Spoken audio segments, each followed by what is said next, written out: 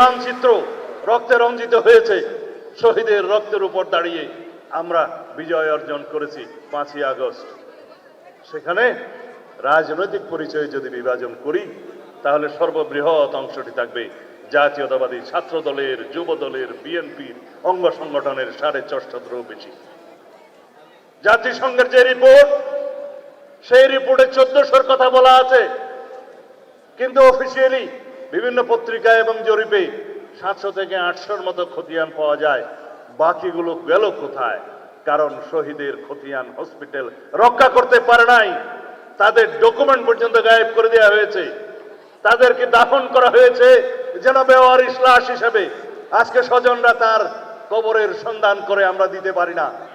এরকম একটি নৃশংস হত্যাকাণ্ডের পরে, গণহত্যার পরে আজও পর্যন্ত সেই গণহত্যাকারী শেখ হাসিনার কোন রকমের অনুশোচনা নাই।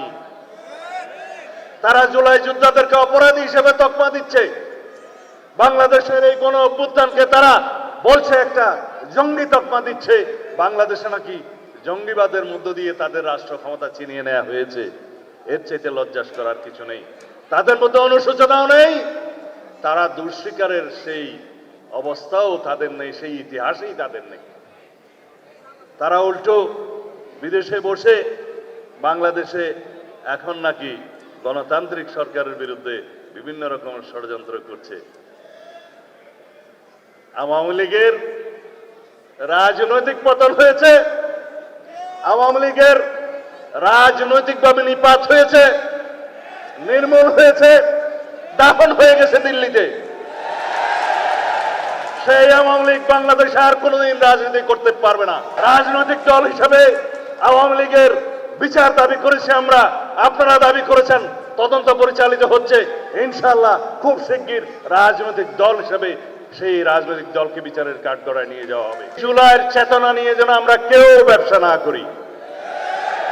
যারা জুলাইয়ের চেতনা নিয়ে বিভিন্নভাবে রাজনৈতিক সংগঠন করে রাজনৈতিক ফায়দা নেওয়ার জন্য চেতনা বিক্রি করছে, তাদের পরিণতি কিন্তু ভবিষ্যতে দেখা যাবে। ইতিহাস কিন্তু তাই। যারা 71-এর মুক্তিযুদ্ধের চেতনা বিক্রি করত, তারা চেতনা বিক্রি করতে করতে আজকে দিল্লি গিয়ে বসে আছে। বাংলাদেশের মানুষ তাদেরকে উৎখাত করেছে। সুতরাং চেতনা বিক্রির ব্যবসা ভালো নয়, রাজনৈতিক ফায়দা নেওয়ার উদ্দেশ্যে ভালো না। আমরা এই মহান 2024-এর জুলাই গণ অভ্যুত্থানের ইতিহাসকে ধারণ করব, স্মৃতিকে ধারণ করব। অনাগত কালে ভবিষ্যতে আমাদের প্রজন্মরা যেন দেখে স্বৈরাচার ফ্যাসিবাদের পতন কিভাবে হয়েছিল, ফ্যাসিবাদী স্বৈরাচারী আচরণ যেন ভবিষ্যতের কোন সরকার না করে।